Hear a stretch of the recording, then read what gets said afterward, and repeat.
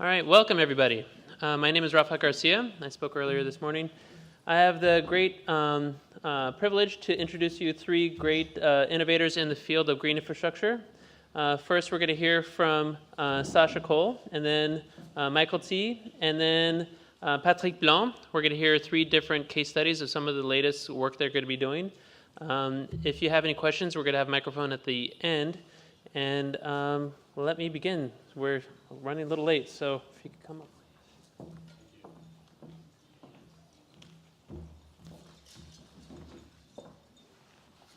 Thanks, Raphael, and good afternoon, everyone. Thank you for having me here. We're on. Okay, what you're going to see is a kind of a highly visual presentation of a range of projects, and I'm going to focus on, as the title says here, the Sydney scene, really a kind of a local transect of a range of design projects, but green infrastructure projects essentially. I'm Sasha Coles. I'm a director of a landscape architecture and urban design practice called Aspect Studios. Very quickly, we're about 100 people. We have offices around Australia, Melbourne, Adelaide, Sydney, where I'm based, and also Shanghai. As this says here, we're obsessed with design, being landscape architects, of course, but we're also deeply focused in producing sustainable places. Green infrastructure, essentially a topic of today, is something that we define, and as many of you would equally, as a practice of interrelated elements, which have interrelated benefits if they're done correctly. The pieces that we have influence over are those that are on the screen now, and this little diagram really is about the way we talk about green infrastructure, from roofs to walls to the creation of urban forestry, integrated water management, green streets and water-sensitive urban design. And I guess the perfect storm is when all of these things come together.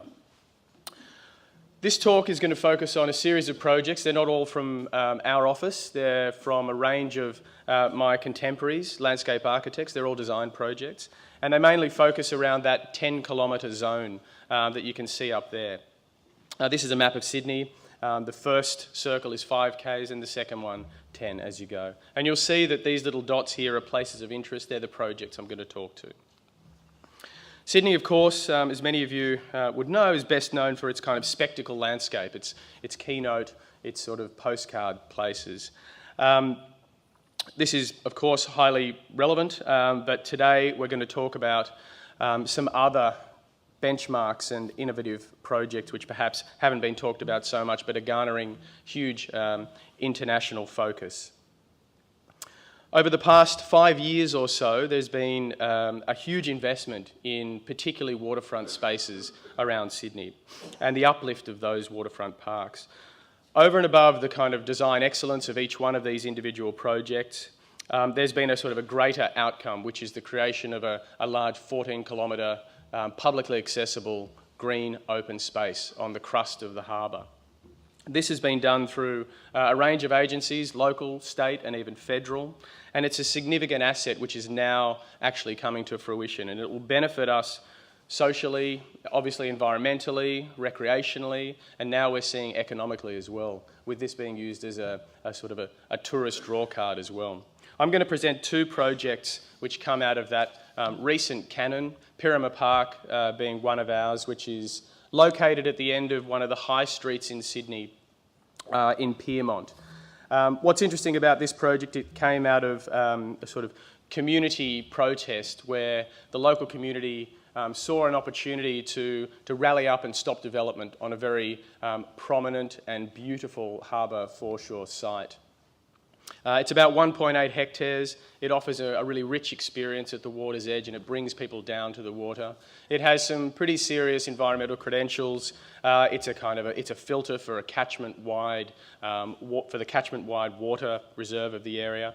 It basically took a piece of flat concrete, which you'll see in a moment, and which was completely denuded, a post-industrial site used for a range of different industries over time, and created a green park with a very strong green credential to its centre. You can see here in this image that actually a quarter of the whole site was excavated to enable people to come down and connect with the seawater. This is an image here of what the site was when we inherited it, and you can see the after shot below it. So beyond the obvious benefits of creating green space in a city of 1.8 hectares, there are over 150 new trees, which are, many of which are local to the area. There's a whole creation of an understory of shrub planting for biodiversity. But it's really the water credentials of this project which elevate it in our minds. So there's a 500,000 litre tank which has caught all of the water from the catchment around, and the central swale in the middle, which you can see actually down through here, is really the main device to treat, clean, and then store the water in the large tank beyond. These are just some detail images. It's a highly permeable site, and there's play as well, which has been integrated into the fabric, into the master plan of this, bringing kids into contact with very elemental design, reclaimed sandstone and water play. All the materials are very much in keeping with the post-industrial nature of the site. Another project, which is by some of our contemporaries, McGregor Coxall, landscape architects from Sydney, is in Balmain. This is a incredibly sublime project, which again is a headland project in Sydney Harbour in Balmain. This was a former oil site, petrol site, storage area, and in fact the whole project has excavated the site back to its bedrock, to its sandstone. What's incredible about this project, I think, is its innovative use of on-site materials. Most of the material that was excavated and used in this project has been kept on site, and you can see in that sort of headland, that sculpted terrace there, this is all reclaimed gabion walls from stone from the site. The significant credentials are listed here. It's about a 3-hectare park. It really exploits that idea of reuse and repurposing in a very graphic and a very tactile way. They manage stormwater very successfully, and again in a very transparent way on the site. And they've used design, I think, very deftly to illustrate what's been left of the industrial fabric of the site. And just some of these images just give you a flavour of the way they've manipulated and used design to actually talk about sustainability. In this case, the wetlands and the large sort of lily pad ponds of turf which connect through and beyond into the harbour. One of the most striking features of the park, I think, is the repurposed old storage unit, which has now got 8 wind turbines on it and powers the park, electricity, barbecues, lights, and the like. So very visible sustainability initiatives. So as with Pyramid Park, it's a very rare opportunity to transform this kind of large tract of open space. In more recent times, there's been a kind of a relook at the city fabric itself, so back in board. And principally the City of Sydney Council have been the main agency who've driven this. And what we're seeing is a greater push for sustainability in terms of transport, a huge emphasis on walking and cycling, public transport. Many of you would know that Sydney is destined to have a light rail which will go from Circular Quay up its main spine, George Street, and out to the south past the university. This will be a huge bonus for Sydney in terms of sustainable transport. But one of the other projects which, again, been designed by our contemporaries, JMD Design with Tonkin Zuleika Architects, is an extremely unique project in a high street in Sydney on Oxford Street. The Paddington Reservoir Gardens is, again, a post-industrial site which has been kind of deftly repurposed. It's a bit of an oasis in the city, and beyond the kind of engineered credentials of this one, it's the way the project has been, in a way, curated and left. It's archival materials on display. It's an old reservoir for water down through here and an old petrol station which had collapsed, and that brought the opportunity for the creation of a new urban park which sits actually below the surface of Oxford Street in this case. The key credentials again of this one are its adaptation of the existing structure, its harvesting and reuse of site water, and again its reuse of the robust material which has stood the test of time already and which is there in situ. It's an incredibly cool place. When you descend down off the street, down into the gardens, the temperature drops. They've used water very intelligently, both as a cooling mechanism through the irrigation, but also as a kind of a feature within the garden. And these images here start to talk about the quality of that space. What I'm trying to do is to illustrate a broad cross-section of investment in the public domain, and many of these projects, all designed by landscape architects, have embedded green infrastructure through them. One of our more recent projects, again within the city, as you can see here, is Darling Quarter, and this is in the very south eastern edge of Darling Harbour, which is probably one of the most visited places in Australia. It's a placemaking project, we talk about it, and it's about a 1.5 hectare part of the city. The main credentials, I think, for this one, or the main positives for it, I suppose, have been that it's reconnected the city to Darling Harbour, where previously there was a large blockage. Now new pedestrian connections and bridges allow people to come straight down into Darling Harbour. There's the master plan there, and the new connections are really up through here, up to Town Hall, and back up to Liverpool Street in Chinatown. It's created more than just a sort of a headquarters, which is what these two buildings are here, are the headquarters for a large bank. They are heavy-hitting sustainability buildings in their own right, 6-star commercial buildings, and they've been highly awarded for their design and their achievements. But it's the greater precinctual design, I think, which has really given this project its credentials. The developers, in this case, have teamed up with the government. It was a PPP project, and designed not only a play space of close to half a hectare, but also the 1.5 hectare precinctual grounds around these buildings. The key things are really down the bottom there. The green roofs on top of the both buildings are substantial, and they obviously take the first flush of water. All that water is captured, brought down into the public realm, stored and used for irrigation. We had to use a separate water source for the children's play, which I'll show you in a moment. But there are green roofs which are accessible and for use of those 4,500 people who are in those buildings.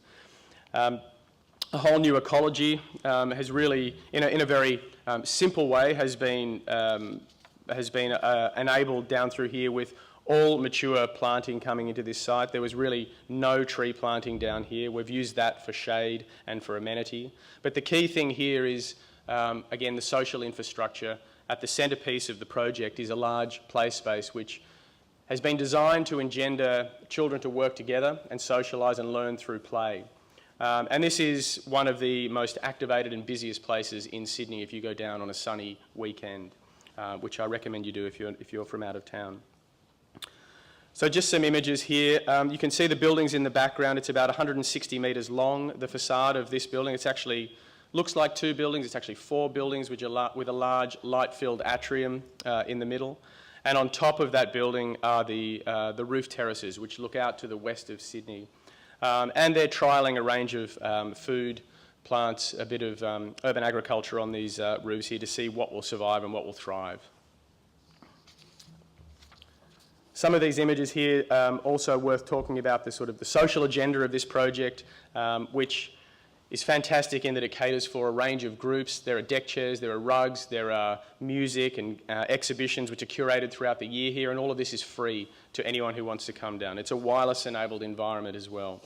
The key thing, I think, for Darling Quarter has been the return on investment for the developer in this case and the government, which is more than just an economic one. There's retail down the bottom, which is thriving, which is fantastic for any project, but it's the health and well-being metrics, I think, that have really been so high on the charts and been such a great outcome of that project. Very quickly, to sort of cap this part of the presentation off, I'm going to show 2 projects which again are more fine-grained, more granular projects in the city. And I'm showing them because of the investment that the City of Sydney principally is giving towards creating a more sustainable city for people, for walking and for cycling principally.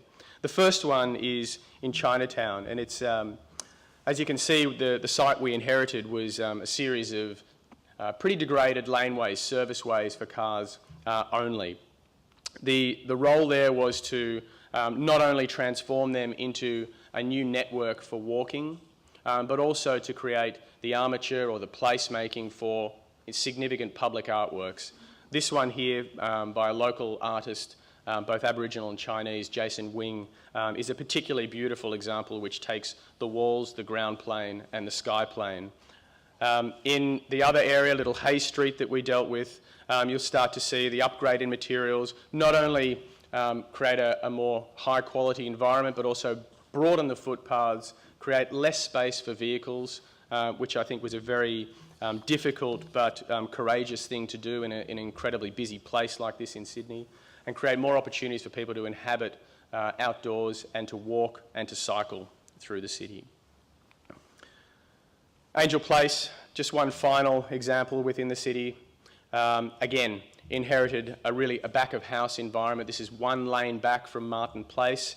And what's created here has been really a kind of a lounge room for the city where new retail has come in to occupy the former laneway. It's changed from a vehicular environment to a pedestrian priority place. And the artwork which you can see here is actually quite a sombre artwork really when you understand what it's about. These bird cages here, each one represents a species which has been lost over time due to urbanisation. And there's an oral element to this as well. You can actually walk down here and you can hear the bird songs and the bird calls. It's actually called Forgotten Songs. And you can read on the ground plane about the species and their genus. So, to some Sydney case studies. Starting well back.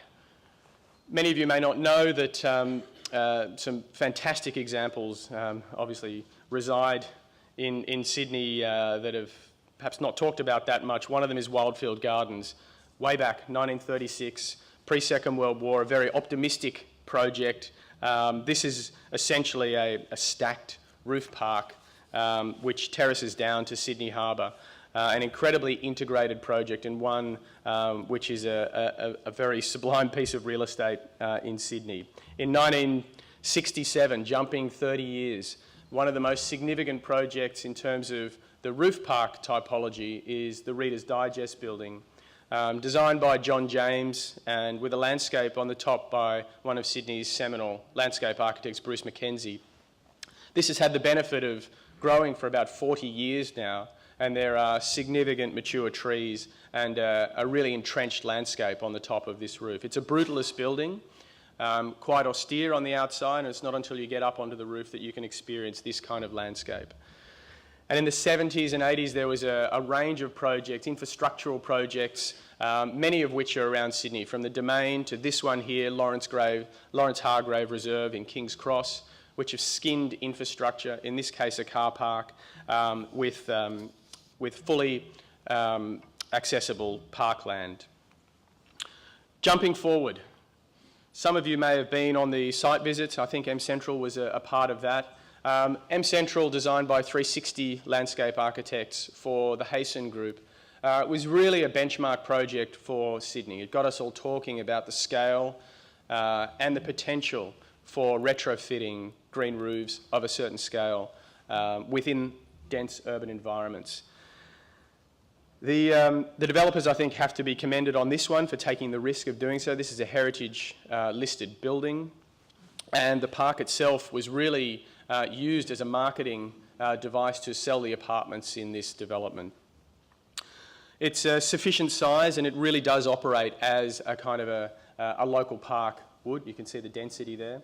But again, so regardless of its size, it creates a whole series of intimate spaces where the inhabitants of this, I think there's 400 residents in the building, and the figures are pretty staggering of the number of people that use this every day, up to 100 people. And it's not uncommon to see dog walking and using this very much like a public park. So by taking advantage of the big flat roof of the former industrial building, the designers have created a kind of an urban ecosystem here, using water, using shade, a range of design elements, which invites inhabitation. And there's a stark comparison if you see the surrounding buildings here, the use of bitumen roofs, metal deck roofs around the environment, and the heat, of course, that radiates off those when you look at the heat maps of this area is staggering to see how cool this environment is. Jumping forward, a more contemporary example from last year, and again, hopefully some of you were able to go and visit this project, is the Prince Alfred Park and Pool project by Sue Barnsley Design and Neeson Murcutt Architects. This project has won every conceivable award in terms of urban design and architecture and design, and not just for its design but for its sustainability credentials as well. It came at a very interesting time for Sydney. It came at a time, so this is its location near Central Station. It came at a time where the Lord Mayor in particular was not interested at all in having buildings in parks. The brief for this was to retrofit and redesign the swimming pool, and along with that is the ancillary functions that come with the pool. So very hard to not design a building when its core purpose is to upgrade the pool. The ingenious move, of course, was to wrap and fold the landscape up over the building and embed all of those ancillary functions within a green roof, essentially. This is a great view. You can see the scale of the park. You can see the play spine up along the rail line down through here. It's a kind of a modern pleasure ground for the city. It's become a very well-used and well-loved destination, not just for this area, but for Greater Sydney. The flues that you see down through here I'll talk to in a moment, but they're part of a greater energy idea for the city of Sydney. So this transformation of a 19th century park has really moved forward very quickly, and the left image here where you can see the flues, these are the flues from gas-fired heating for the swimming pool, and the idea being that Sydney is looking towards tri-generation system for energy, and when that comes online, this will be the first contributor to that tri-generation system, and the heat from burning the gas to get energy will be used to power the pool. Some of the other things which I think are innovative in this project are the no-mow grasslands, the meadows, which Sue has designed, particularly around the feet of some grand fig trees which actually line Cleveland Street, a very aggressive and noisy street, which now feels completely separate from the park, which is wonderful. It also creates, of course, an ecosystem for small bugs, birds and the like, which really wasn't there previously.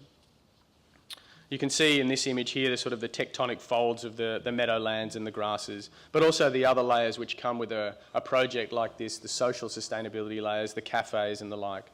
It's actually, in a way, a green roof project. This part here is cantilevered over rails, so it's a suspended structure which is taking the weight of significant trees and the like. Next to Prince Alfred Park, and there's not a project here, but I just think it's worth everyone keeping their eyes open on this site to see what happens, and of course advocating and lobbying for the best outcomes for this project, is the Central to Everleigh project, which will essentially see a capping of the open rail line which heads from Central Station west to create over 80 hectares of new space. Ideally, that becomes embedded with green infrastructure initiatives from day one. So watch this space on that one. To a project that's on the books, not a built project, but it's one that we're working on at the moment for the Sydney Harbour Foreshore Authority. It's called the Goods Line, and the Goods Line is in the same area. It's in Ultimo, nearby to Prince Alfred Park, and essentially it's a 500 metre long public park, in a way a campus spine, if you like. It's an elevated rail line, and it's been compared not unfairly to Manhattan's High Line in many ways. It's a very different project to that. They both are elevated rail lines and they're both transforming them. So I think it's probably a fair comparison in that regard. But this is about really engaging with its environment and inviting interaction in many ways. It's taking a 1854 rail line and it's actually converting it into a 500 metre long linear park. So I might just read this out. The Goods Line is Ultimo's spine. What was once a conduit for trade is now reinterpreted to carry the precious cargo of a thriving neighbourhood, culture, creativity and community. It's located in a pretty strategic place. The goods line is slightly off the ridge line of Harris Street, but what it does, it provides access from Central Station, Central Park, down through here, access for pedestrians and cyclists on grade and level all the way down into Darling Harbour and then beyond.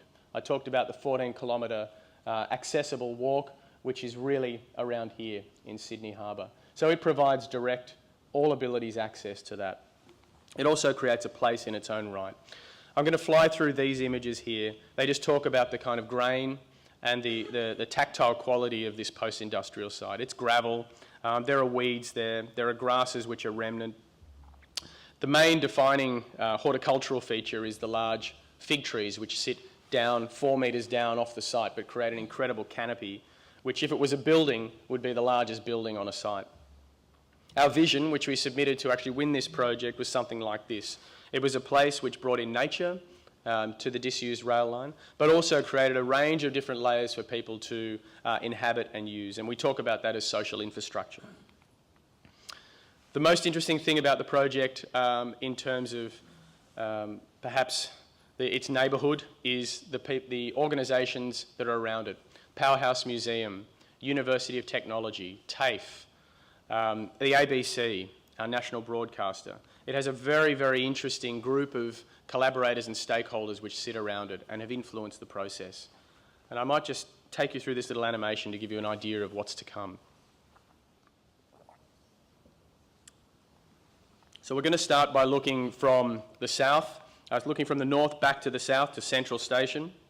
You can see here some of the stakeholders are popping up. The convention centre, which is down through here, is a 22-hectare project currently being undertaken by the New South Wales Government for exhibitions and conventions. This is the line of the goods line. It's really in two parts, the north and the south, and it's made new connections which have enabled the city to actually connect across this elevated platform. We've designed the entire project so that everything is built off-site and brought to site and fitted together. So that minimises cut and fill, it minimises wastage, and we can get very precise elements built off-site, fabricated and brought in. On the southern part, this is where the University of Technology is, and TAFE. A hotel is down through here, and it's the connection to Central Station through the Devonshire Tunnel, which actually brings you out at this point. We're flying down, and we've broken down the experience into three places. We talk about this as the innovation square down through here, and this is really a wireless-enabled environment. We've brought greenery to the edges of the space, but we've intentionally left it very open. We've clad a pretty inert face to an open car park here with a green screen, and we've designed in study pods which are able to be accessed by anyone and used for either study or to access views down the line. As we move down past the ABC, a new stage has been designed with seating, a change to pedestrianise the street, new gardens, new trees have been brought in, all above structure. We've raised everything here. We've retained the heritage rail lines down through the middle, and in the view back you can start to see how all of these things collect to create a new environment, a cooler environment, a green environment down through here. As we turn around and we're going to the piece which is in construction right now, which is the goods line north, we're moving over a heritage bridge, and on the left is the Frank Gehry designed Chachak Wing building, which the goods line forms the forecourt to and the address to. This area here, Business School Square as we're calling it, has a range of raised study areas, turf areas, but also cantilevered study pods which stick out underneath those fig trees, under the canopies and the trunks.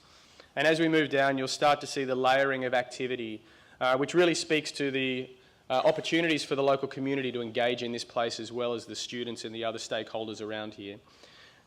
We're taking as much advantage as we can of level changes to create space for people to inhabit, seating in this case, for outdoor cinema, communal tables, they're all powered, children's play elements, exercise, and of course remnant areas have been exploited for garden use as well. We call them terrain vague gardens, which are using the materials of the place as the kind of the ballast and the mulch. There's a small building we call the transformer, which is really just a shell for things to happen. It has a stainless steel screen around it, and it can be booked and occupied for seminars, for talks, city talks, whatever. Whatever use is possible can be inhabited in that building. And along the side, along the Powerhouse Museum, we're inviting interaction with that particular organisation to come out and occupy the goods line. So that's just a little snap of the goods line. It's due for completion, this part, in actually February next year, 2015. Next slide, thank you. I'll just flick through a couple of these plans. One of the most interesting things beyond the design of the project has been the engagement of an organisation called the 2020 Vision.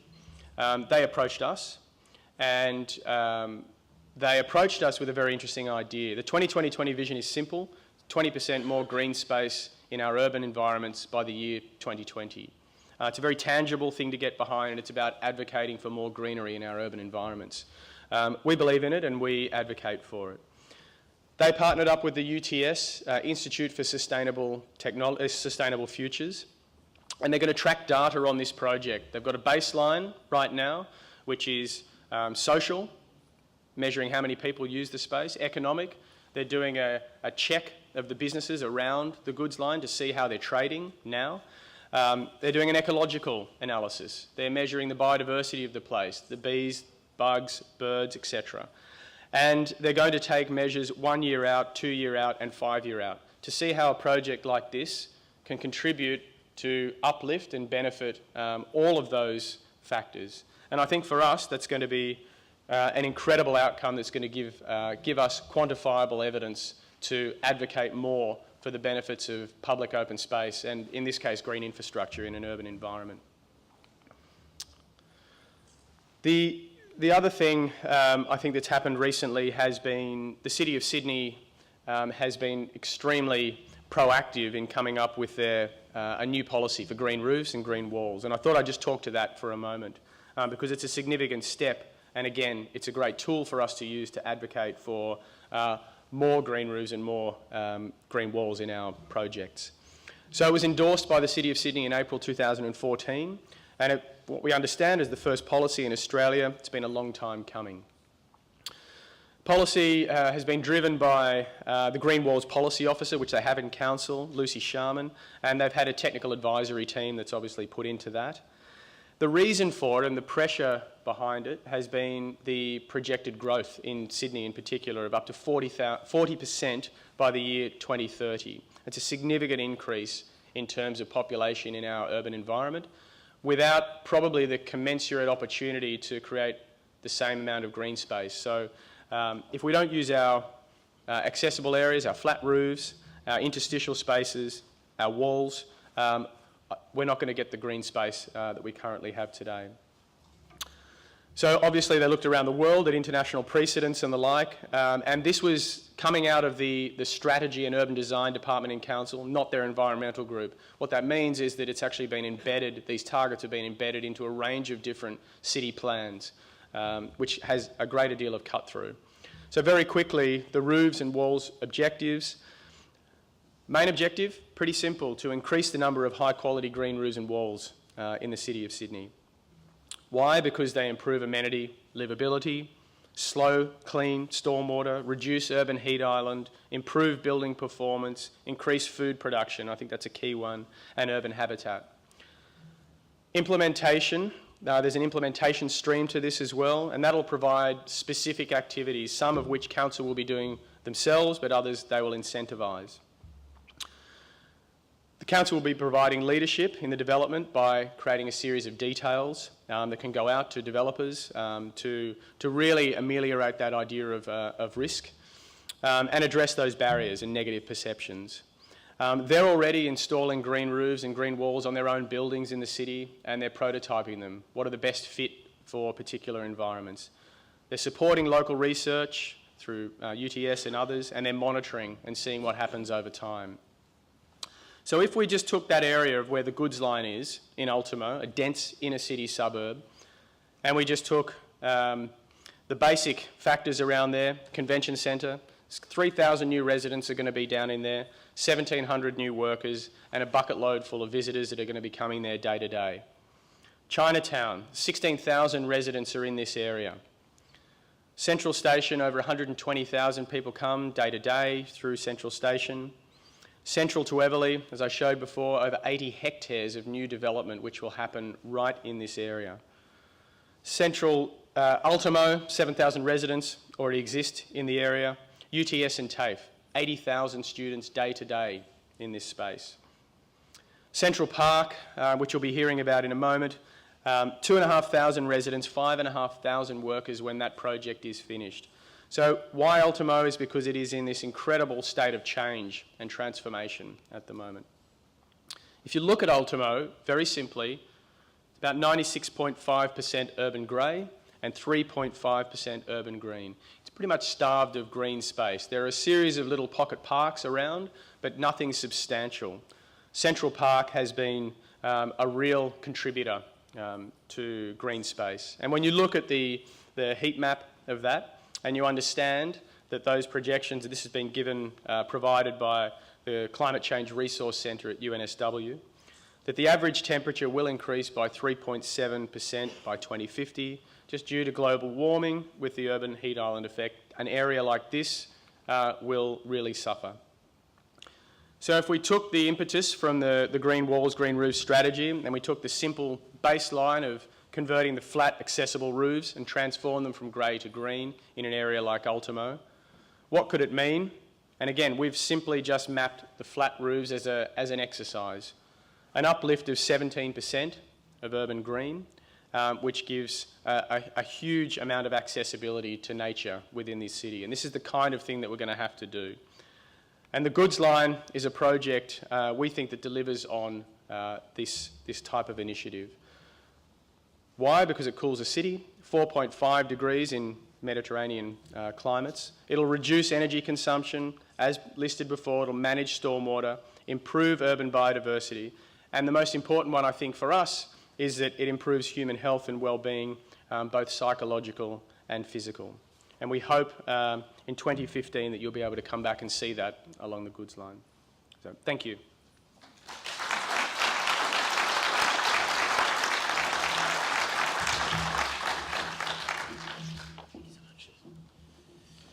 That was wonderful. Okay, so we are going to have Michael come up and give the next presentation. Okay. All right, good afternoon, everybody. Thanks. I'm indeed very pleased to be able to share a bit of Singapore's work with you. I'm sure all of you are very pleased and quite impressed with Satcher's work. I just want to say that in case he feels he's not recognized and appreciated enough, people like me would be out of a job if not for people like him. Yeah. So obviously, well done. It's very impressive. Okay, a bit about Singapore and ourselves. We are a company that is involved with landscape management and construction. We have got a fairly large maintenance department. We have a small design and build because we design green walls, green roofs, and a little bit of commercial projects. And of course, green walls and green roofs are one of our mainstays in our company. We've got over 30 years of experience doing all these things in Singapore. Manpower is about 500 odd today, and we run it through a nursery that's about 5.5 hectares. Okay, a little bit about Singapore. There are about more than 50 hectares of skyrise greenery in Singapore. That's obviously equivalent to more than probably 100 football fields size. So that's quite large for a small country like Singapore. So commercial buildings take up about 63% of the green spaces. Public housing, only about 18%. Government-owned buildings, about 11%. Institutions, 8%. So if you look at the chart of, the map of Singapore, in 1986, there are only about 666 square kilometers, population 2.7 million, and only about 36% green coverage. But today, lo and behold, by some special miracle, we've increased our land size. And how do we do it? The government has gone through massive land reclamation. We take the sand out of the surrounding seabeds. We make friends with our neighboring countries to import their sand. And our population today has increased to 4.6 million, with a planned population going up to 5.5 in probably 20 years or less. So that's a tremendous increase in population size for a small increase in land area. But our green coverage has now increased by an amazing 11% to 47%. So this is our effort towards beating the heat island effect in Singapore. Okay, a bit of what I said earlier, 5.1 million, land area 714 square kilometers. In case you don't know where Singapore is, right down at the tip here, you can see where we are. Oh, you can see it there, good. Yeah. It works, yeah, okay. Australia is here, Sydney is here, and we're right down here, 7 hours away. Okay, what are the green solutions that we've employed in Singapore? Today I'll just confine my talk to two of the more prominent, obvious areas, which are green walls and green roofs. The picture on the top there is an iconic project designed by the inventor of the system, Dr. Patrick Blong. So I shan't say too much in case I say the wrong things. Yeah. The one down below is the green roof that I'm going to talk very much about, because it's something which we're very proud of because of the scale and the difficulty involved in doing that. Okay. Now, I'm not going to say very much about all these benefits because all of you are practitioners and experts. I'm here. But I think I would like to talk and impress everybody why we should continue with this pursuit, because in Singapore, as you know, we are 1 degree 15 north of the equator. So what does it mean? It's a very, very consistently hot country. And because of this, anything that can mediate the heat island effect works for us. So we've done, there were some tests done together by National Parks Board, the university, and the HDB is our public housing developer. So they went on to do a test on existing car park roof to test various systems of green roofs to find out how it affects the environment. So the most important finding, of course, was that of the heat remediation. So we get up to 12 degrees, and I've personally taken some readings myself. It has gone up to 15 degrees difference between the temperature of the slab against, just above the slab, I mean the ambient temperature, against one with a green roof. So it's very, very substantial difference. So I'm going to talk a little bit about the types of green walls that are presently being implemented in Singapore. First and foremost is the vertical support system, all right? So it's essentially using some kind of a mesh structure or a cable structure to help the climbers to grow. And then there's the vertical carrier system, and this is something that's probably more popular, seen more commonly all over the world. So it consists of panels which are pre-vegetated, or it could be a container, a carrier, a module carrier. Then, of course, very importantly is we cannot have a living wall without the irrigation and the fertigation system, the drainage system, and sometimes the lighting system. Okay, vertical support systems, some Singapore project references. The projects I'm going to show you will be mostly projects that our company has covered over the several years. And several of them, I'm happy to say, has somehow won some award or the other. No mean feat to me alone, but people like Sacha who dares to conceive them and makes people like us build them. All right, so two of these jobs here has won different awards, not just from the landscape perspective, but from the building perspective, the type of green features that were put in.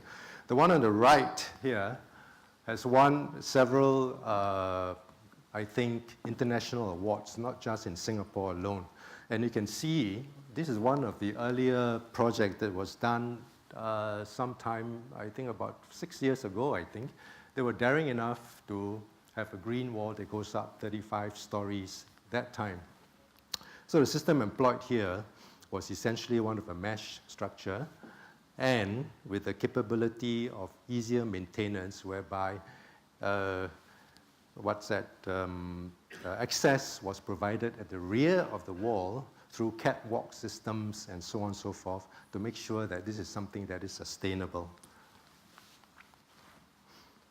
Another example of a vertical carrier support system. As you can see, just by building a cage, you can get a green wall in the shortest time possible. This is something which I think was very clever. When you can see that the cable support system was used to create a simple green facade to make it appear like we are planting conifers on the facade of the building. So when seen from far and when lit at night, this building is quite interesting. I hope I have a picture here that shows you what the night view is like. Maybe not, sorry. Yeah. Okay, now we go to the vertical carrier system. There are 4 types that are presently used in Singapore. The first one is a felt system. Second one is a modular system. Third one, the potted system. And the last one is a mesh or panel system. I believe that all these systems are also probably used in Australia. I think earlier on, Jeff and Mark went through some of their systems before, and I'm glad to say that we're all on the same track as well. So of course, now for the modular system, please excuse me if I seem a little bit biased towards this because this system that is manufactured by our company, my sister company. So I've got to talk a little bit about it if you don't mind. All right. Now, what is good about this system is that essentially it allows pre-vegetation. I think a lot of times we're all faced with the fact that we want something to be built green and look established as soon as possible, and this is one of the systems that allow this to happen. So what does it consist of? Basically, it's a plastic module made out of recycled material, so that gives us a bit of plus point. Hey, I'm green, you know, because we use recycled materials. So this has also gone through a serious tunnel test because it was engineered to be a very safe product. And that's one of the reasons why we took that extra trouble to make sure that it's going to be a more expensive material. But I think at the end of the day, for the right jobs, this product is deserving of it because of the engineering behind it. So there are steel mounting brackets which are made of stainless steel. The pilasters also made of stainless steel. And then if you ask us why we go through this effort of putting expensive material inside, it's because we understand that when you're dealing with green walls, you're dealing with fertigation, you're dealing with chemicals, which can be very alkaline.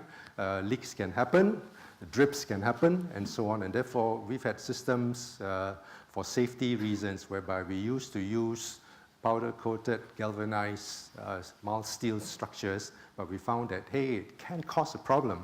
So we switched to stainless steel. Now, the other thing about it is I'll just show you some examples of how this particular VGM was used in Singapore. So this project is taken off at was built at Orchard Central Mall. This was one of the earlier winners of the Skyrise Greenery Award. One of our Singapore colleagues from National Parks Board was showcasing some of the earlier projects, and this is one of them that won an award because of the scale and size of it. Another one is recently done at a project called JEM, which is a mixed-use development of retail as well as office center. This is now in the new Orchard Road of Singapore on the western part. And as you may have heard, Singapore requirements now is that you have to give a 100% minimum green replacement for the site that you cover. Now this one has gone one up beyond it. It's gone 122% of green. And you can see from this picture, all these little green parts actually are plants, all right? And that's a picture below of the green wall, and this encompasses several parts of the building. Another picture of where the VGM was used. This is in a high-end boutique furniture shop. And then, again, we've used it in several public institutions building, like the Temasek Polytechnic.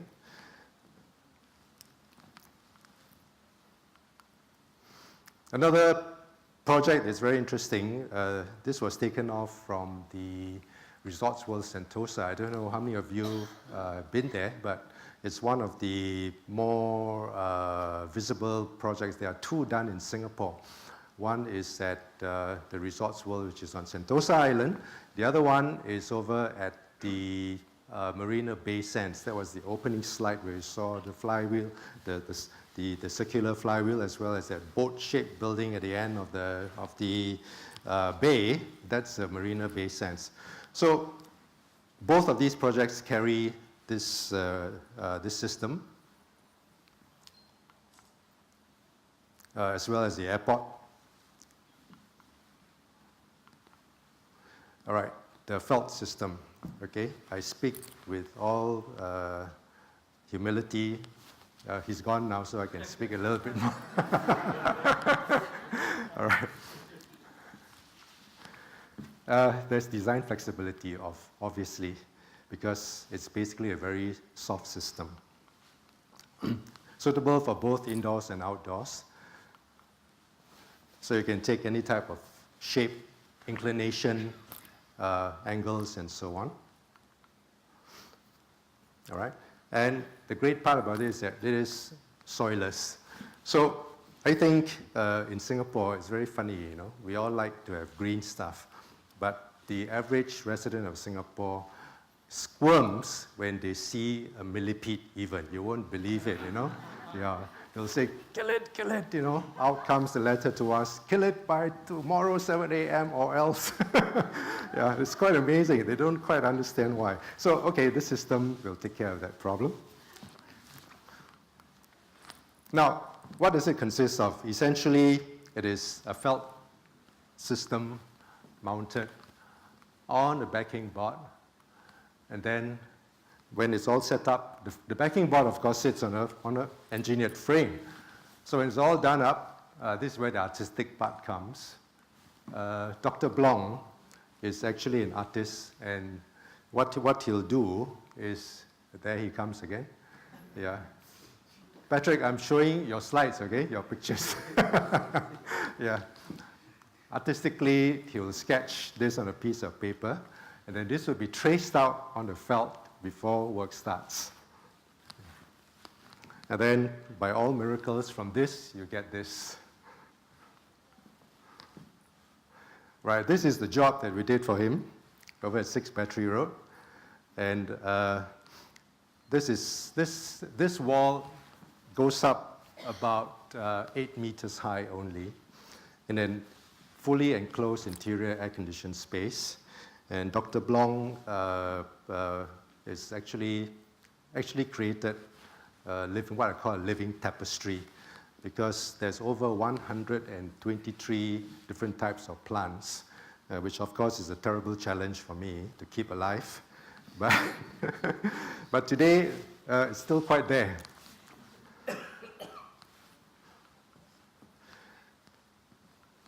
So some more examples of how it was used in Singapore.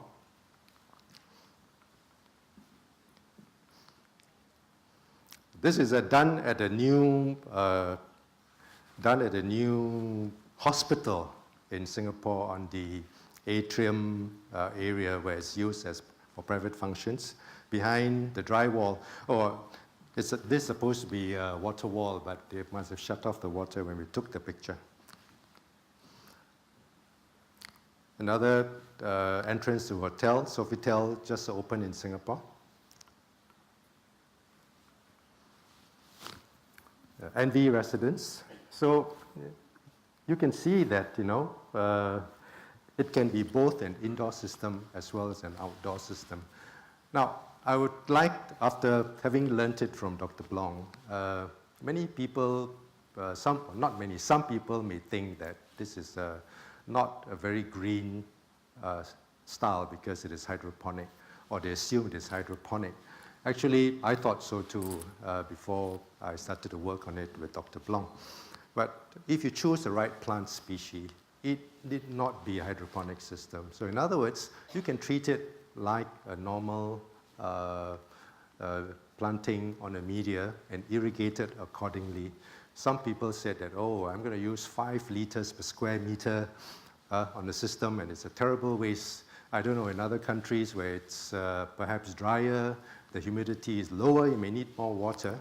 But we have done tests in our nursery itself, and we found that we can keep it going as happily as watering it once a day.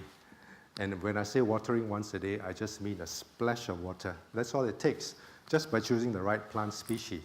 But generally, it's not a water wasting system.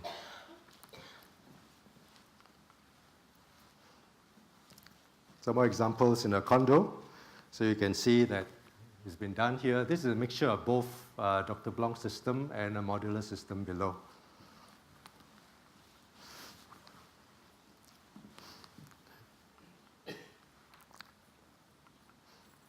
Okay, the other system that's often used now is a potted system. Same, easy to install, it's a recycled bulb. And most importantly, we find that this system is great for small projects or systems that you want to put up very quickly for a short span of time, like an exhibition hall, for example, something quick and carry for DIY, for residents.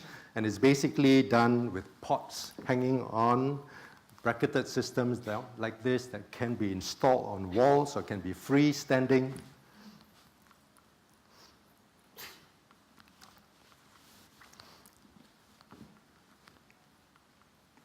All right, so as you can see, it's as simple as ABC. That's why it's very popular. I think over in Australia, the DIY market is quite important. And that's why Elmich Australia tells me that their business actually is a lot going to the DIY centers. So some examples of how these pots are done in Singapore. We use them for simple residences where in place of screens, instead of just a plain screen, you can see that it can be quite attractively done together with plants.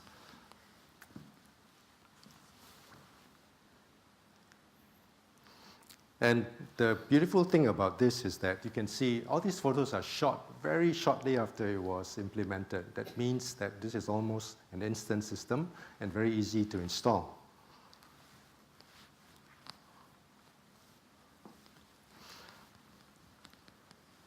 Okay, some more examples. Exhibitions, as I mentioned earlier.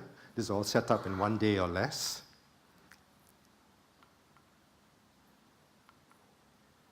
Okay, this is a very interesting project which I'm going to talk about. Unfortunately, it wasn't done by me, but I have to talk about it. This was done in an old building in Cecil Street, which was very extensively renovated. Prior to this, the atrium was all mostly boarded up from the outside. But after renovation, you can see it from this picture here, how the inside was brought outside.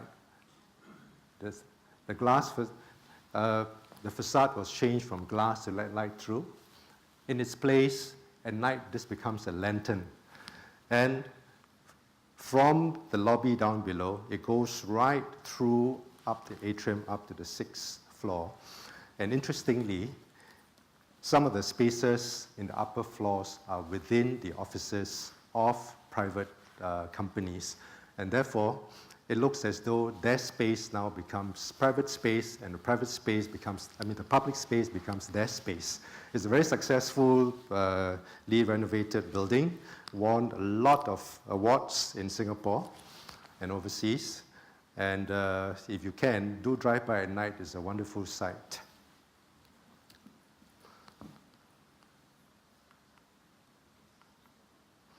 There's another iconic project done in Singapore using a pod system by a company called Consys. Very daringly, they tried to create the Singapore map and a world map with plants. So this picture was taken shortly after installation. If you go today, I think you probably see a very fuzzy world out there. Because things grow, yeah? Not easy to maintain shapes unless you are really, really very, very hands-on in making sure you trim them every week or so. Yeah, but it's a pretty successful job, and I think it's done a great job about greening otherwise a very hard surface, which is the car park behind it. Yeah, another system that's used in Singapore is the panel system. And this is used in Gardens by the Bay. If you look closely, all the bromeliads are planted using preformed panels to fit the shape of the funnel. Okay, some more examples of panel systems that's very successfully implemented. This is done by a company called Greenology in Singapore. Okay.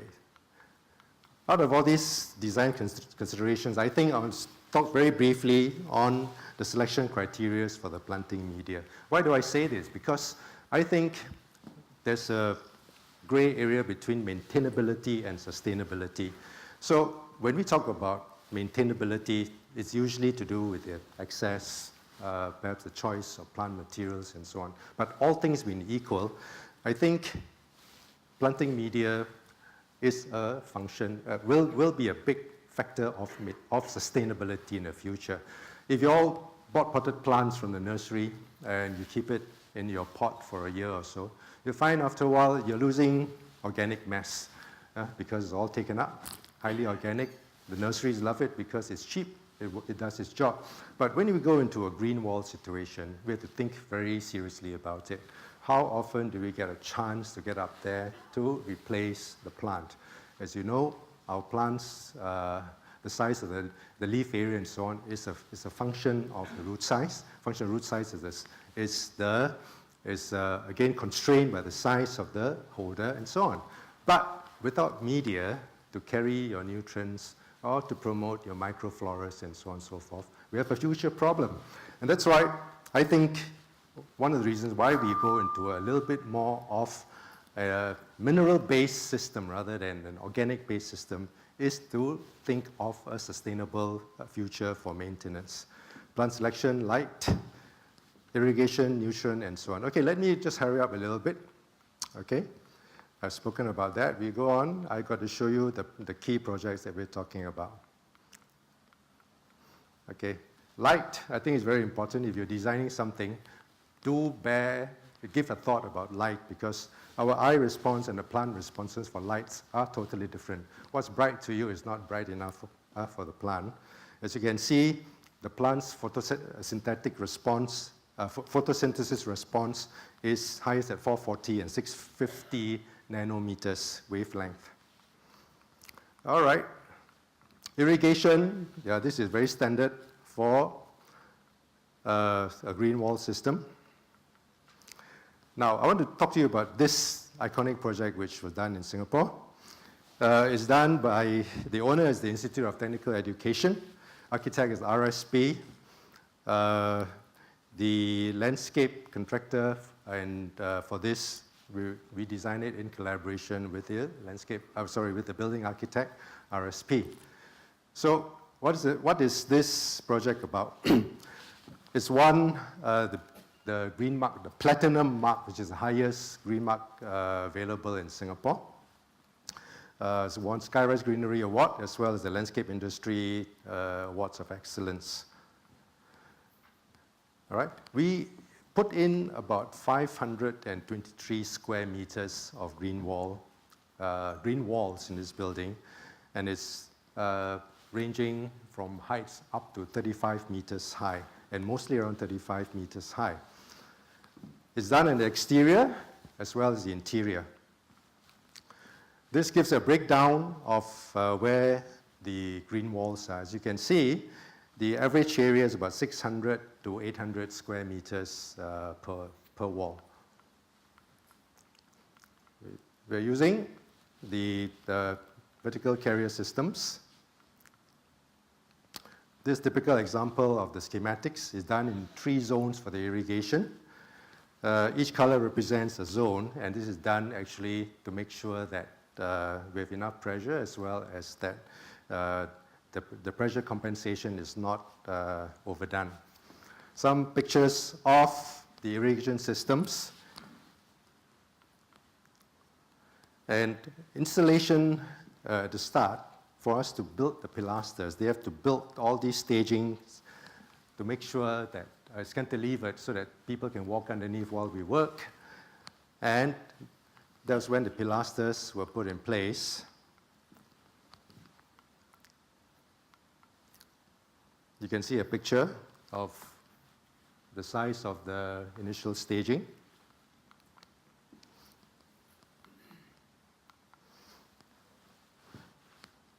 Then came the modules and the irrigations being put in. Now, the irrigation, this is interesting in that we put them all at the top of each module.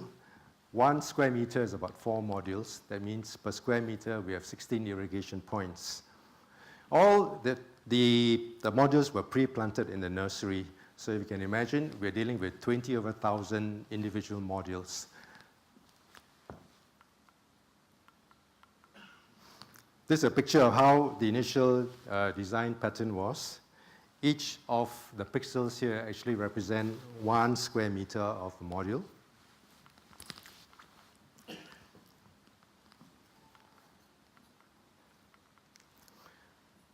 We use mobile platforms as well as gondolas to do this. For the exterior, because of the height of the wall, we had to use a huge mobile elevated working platform. And that's a picture right after completion.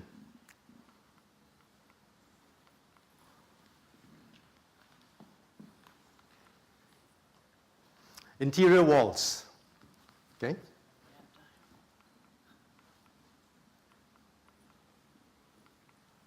That's one of the finished product.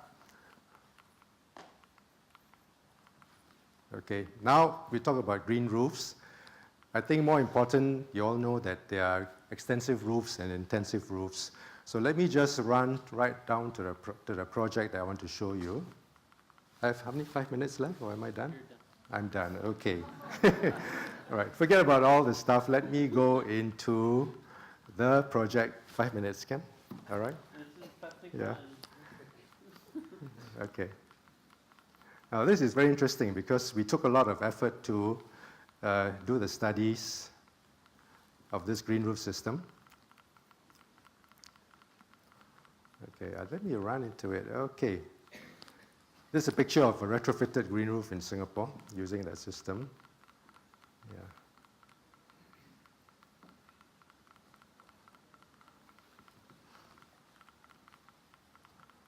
Okay. All right, this is the one I want to show you. All right, this is done at Resorts World Sentosa. Landscape consultant is ICN Design. Before, after, intensive green roof. Intensive green roof again. And now we're talking about how that extensive green roof was done. It's covering the entire Universal Studios. About 35,000 square meters of green roofs were covered.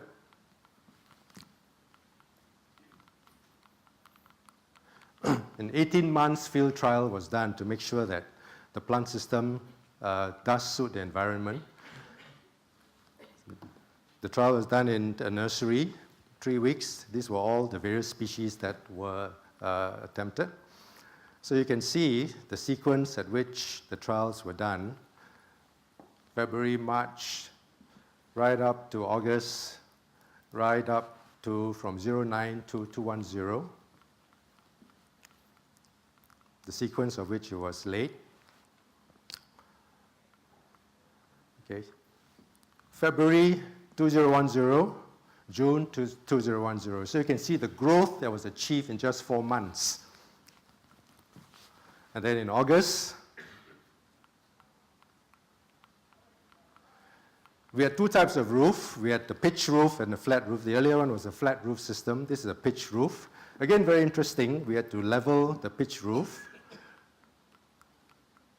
with Verticell and to the finished product. January 2010, March 2010, it grew a little bit. May 2010, and June, you can see that the coverage in the space of 6 months, in about 7 months, you get full coverage of the entire system. Now this is what it looks like in July 2011. The lushness of the planting. Okay, let me skip that. So I think at the end of the day, what we're trying to say is that big projects have their own problems, but it all can be achieved with a little bit more planning.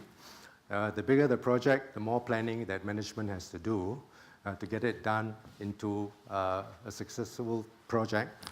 And with this, I thank you very much for letting me extend my time by 5 minutes.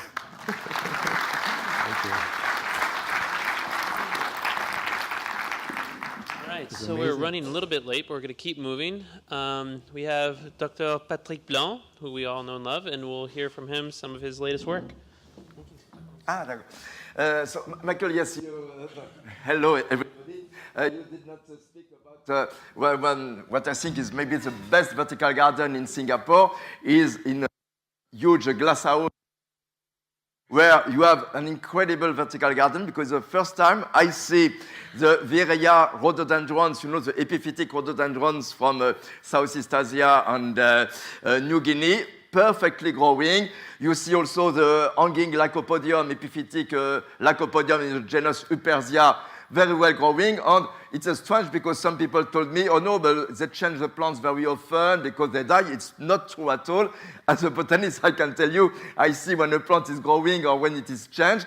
And I can tell you in this case, it's really a big success. And I think about botanical interest for some group of plants like these rhododendrons, it's really the best of the world. On the first one, I think the first one that these Viraya rhododendrons are grown on vertical gardens. On the substrate is a very thin. It's not a felt, but it's a pulverization of a mix of turf, of a mix of. Yes. So it's really, I think, a very, very exciting thing. So again, I speak here in Sydney. I did speak already quite many times, so the difficulty is to try not to repeat exactly the same thing every time, but I'll focus this time mostly, of course, on one central part, but I'll show you also some other projects, just because some people maybe don't know, to show that actually 35 years, I'm doing this because les fougères poussent même au plafond means are even growing from the ceiling. And you see on the left side, my first vertical garden. Of course, if I had this article about 35 years ago, it means that I was already in this, or I was already a little bit known to have an article like this. So you see, it's an old story. Of course, here you see a high diversity of plant shapes, because I consider, as a botanist, the opportunity to study, and still to study since about 30 years, the architecture of the plant growing in the shade of tropical rainforest. And in this case, these plants which receive only 1% of full sunlight have adaptation of the plant architecture, branching patterns, to avoid to have overlapping of the leaves. So it's why you have so perfect architecture in understory plants. So working, you see, just above the water. And so we speak about biodiversity. Of course, in outdoor, birds are coming by themselves, but indoor, you have to introduce them like this Chlorophonia on a Schefflera. And you see they can breed also, and they use my felt, you see, to make their nest. They use the felt on some, so they clean the old leaves, old fern leaves to use. So you can also have some lizard because my shelf books are close to the vertical garden. So you see in the water, so many aquatic plants. And I became a botanist because I did love the cryptocoryne. It's a plants from, from the streams, forest streams in Southeast Asia. And so these cryptocoryne are perfectly growing here. Outdoor, also you see in the patio, many plants, and again, you see many empty places. And when you have empty places, you have a much more three-dimensional result, and this is much more natural. So you see, we have it's a kind of troglodyte house, and we have the windows inside. So I love all these iris. This is Iris wati from South China, and from Taiwan. This is Iris japonica with very beautiful shape of leaves. You see, and the leaves are hanging at the end of, you see, this stem which has no leaves. So I'm always very careful about plant architecture, because if you have a good feeling when you look at a vertical garden, it's because you have not only 5 or 10 or 20 species, it's because really your eye can catch what you think is interesting about plant architecture. This is interesting. It's a colocasia, so it's, everybody knows this, but this one is very cold tolerant because I collected it in Taiwan, and it can withstand -7, -8 degrees, so it's for temperate places, it's very useful. So you see, they can withstand cold.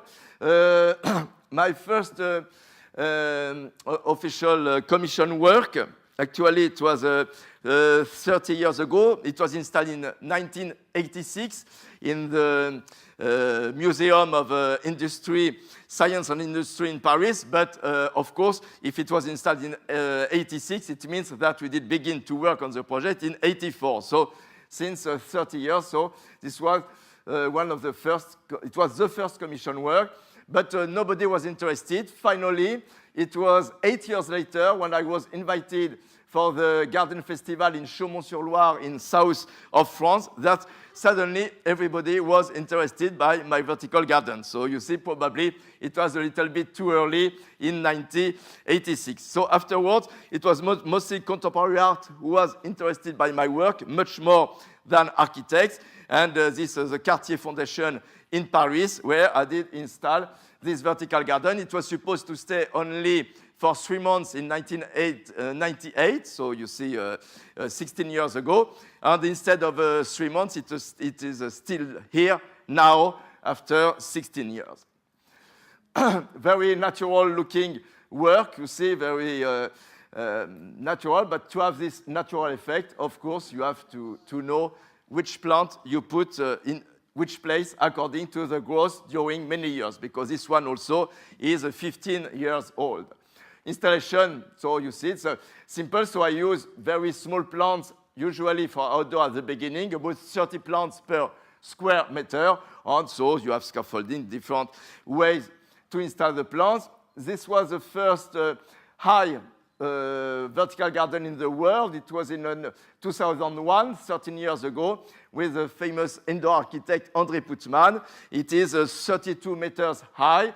And so, of course, suddenly people did see that the vertical garden was not simply something, kind of creation of a scientist or a fancy guy or something like that, but that it could match well with the ugly empty walls of the cities. So suddenly, in 2001, everybody in the world was interested by my vertical garden. So André Putman, she died unfortunately two years ago, but so she was very important because it's interesting that an indoor architect, she did see my works at home, for instance, which are 3 meters high.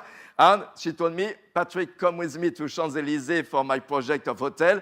Tell me if you can do something 10 times higher, 30 meters high. So you see, it's very important, the change of scale, you know, in biology especially, is always very important. What you can do at 3 meters, maybe you cannot do for 10 or 30, or like here in One Central Park, 120 meters high. So design, of course. So some to show you some quite a big project, quite old, more than 10 years ago. The famous work with Jean Nouvel 10 years ago at the Quai Branly Museum. Also, this was another step which did make the vertical garden very famous all over the world. And it was funny because at the beginning, Jean Nouvel wanted to have simply metallic ivy climbing on this building.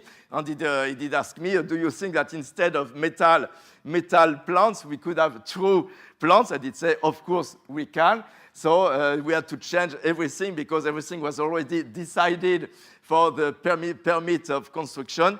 So it did take a little bit time to change everything. So you see it growing after, so this is probably 5 years later. Another very pure project I did do in Seoul also with Jean Nouvel. So it was a very zen place. So I decided in this case to use quite few plant species, small, very moss-like, to have this very calm effect. Project also a quite famous project with Herzog and de Meuron for the Quechua Forum in Madrid.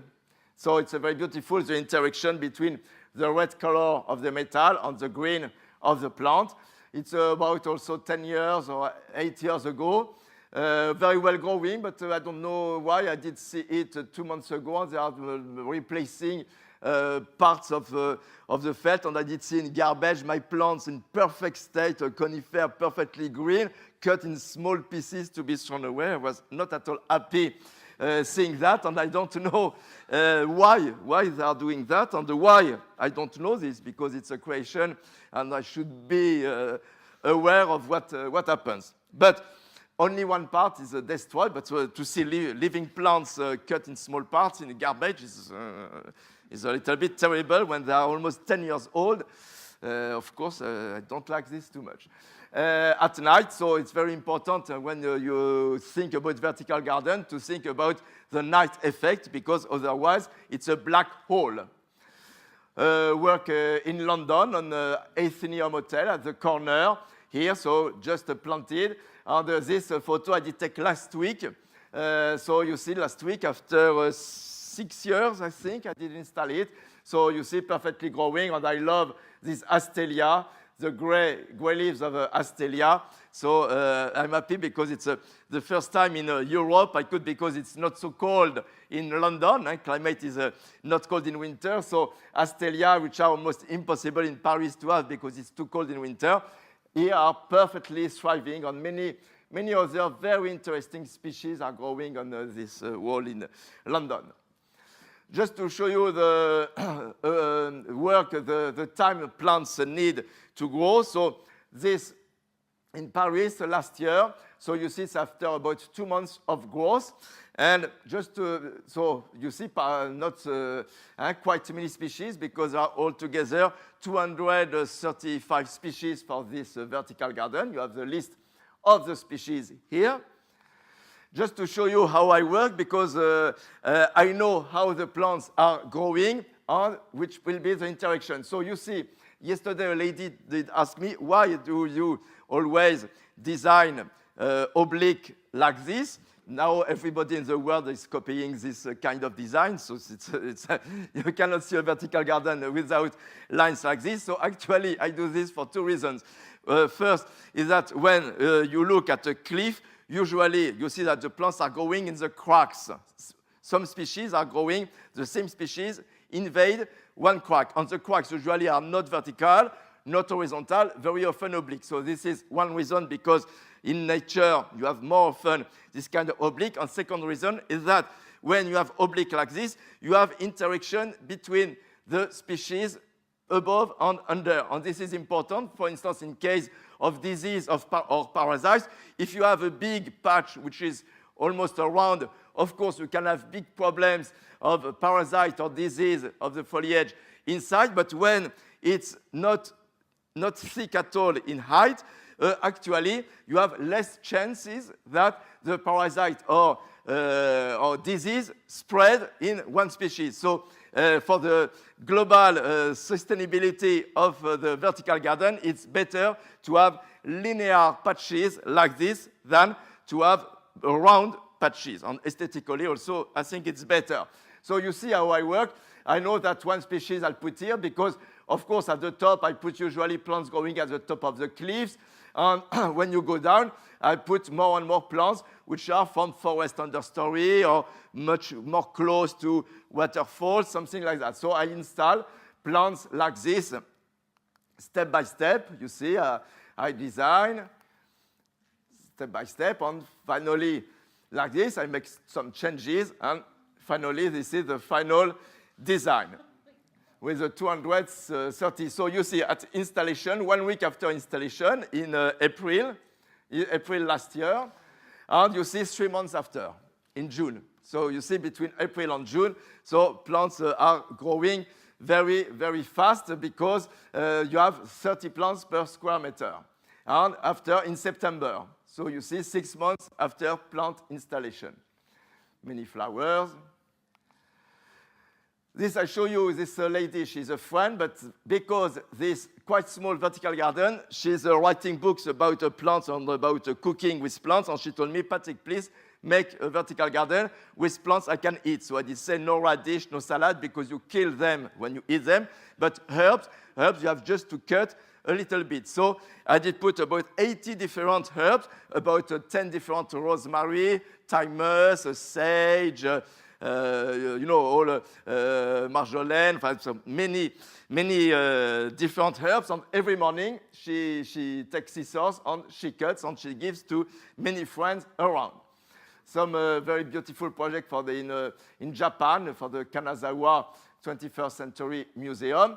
Another kind of project to show you another type of three-dimensional I did do with the architect Edouard François. And you have climbing plants on sticks, oblique, 3-meter long sticks. It's in Paris, La Défense. In New York, it looks like being outdoor, but it is indoor protected by glass at 1 meter. And so it's a tropical climate inside. So in winter, it's interesting because it's at the cross of 58 on the Lexington. So you can see the plants. This a little bit like what you did call before, Michael, about longer stripes. It's in Bangkok along an elevator 35 meters high in a shopping mall.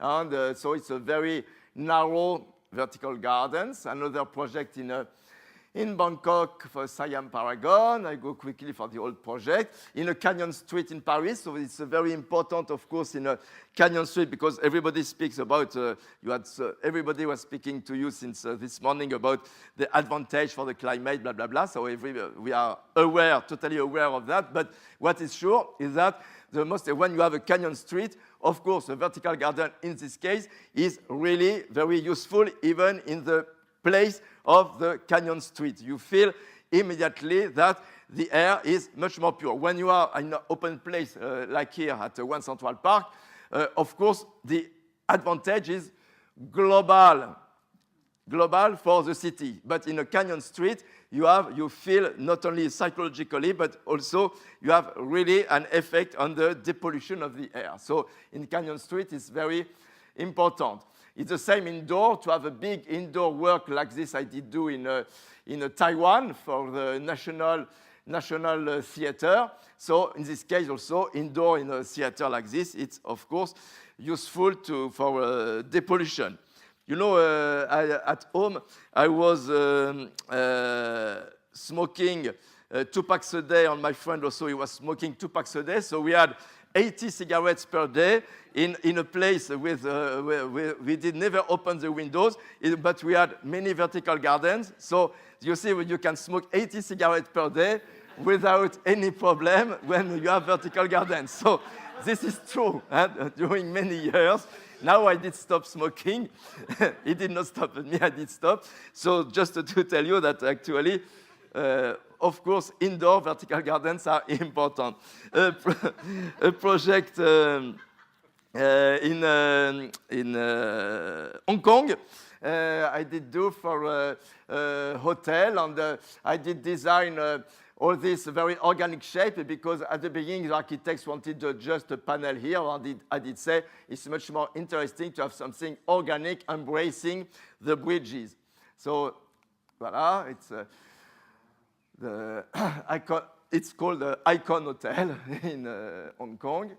You see a Canyon Street in Paris, ugly Canyon Street. You see it's 150 meters long, and they did renovate all the apartments on the opposite side, and they had this in front of the apartment. So, of course, they did ask me, is it possible to do something in this ugly street in Paris? So, of course, I did do something after 2 years of growth. You see, it's very high. It's 30-something. And very, very long. Altogether, 1,700 square meters, something like that, I don't. So you see the structure, very simple structure, metallic frame fixed to the existing wall. The recycled, if possible, recycled PVC, expanded PVC. I say if possible, because in some cases it's possible. In France, it's very difficult to have recycled PVC. But for instance, in London for the airport, we were speaking about problem of resistance to fire. And for not Qantas lounge, for the SkyTeam lounge in London, I did use an expanded concrete, which is perfect to fix the felt and to staple inside. So it's possible, of course, to use something else, expanded PVC. And also about the felt, now I did discuss with a guy to try to work with laminated aluminium silicate, you know, and in this case, aluminium silicate with leaves maybe could be a good substrate instead of old recycled. No, this is silk, so it's not good, but usually it's polyamide. Most of my shirts are in polyamide, not this one. It's from Joe Bananas in Sydney, this one. And so all the recycled polyamide clothes, because they cannot rot at all, so they can stay for many, many years. When I say many years, my oldest patches of felt are now 30 years old, 32 in 1982. Car parking, I love to make works in very difficult places. So you see it's an 8th floor car parking in south of France. A huge bridge in south of France, Aix-en-Provence. Challenging climate also are very important. This is in Bahrain. I was invited by the lady Ministry of Culture from Bahrain to make a conference, and she told me, please walk in Bahrain and tell me where you should like to do a work. And I did say, because Bahrain before was the only oasis in this area, because they had water from the water table coming out from Saudi Arabia and emerging in Bahrain. But after many new works along the sea, now it's finished because it's mixed with the seawater. So the oasis is finished, did vanish. So I did say it should be good to have a kind of reminiscence for the people that Bahrain was the only oasis of the Gulf. So I did propose to make a work on this old house. And I did select about 130 species, and I'm happy because about 80 are perfectly growing. You know, when you have 50 degrees in summer, it's very important to choose the right species. So you see, it doesn't seem we are in Bahrain because the plants are very well growing. To show you some huge works, so it's to embrace a huge shopping mall in France. Of course, design as always, another. One of the highest in Madrid, and the Cesar Pelli Crystal Tower, and that did make the vertical garden at the top, the last 40 meters at the top of this Crystal Tower designed by Cesar Pelli.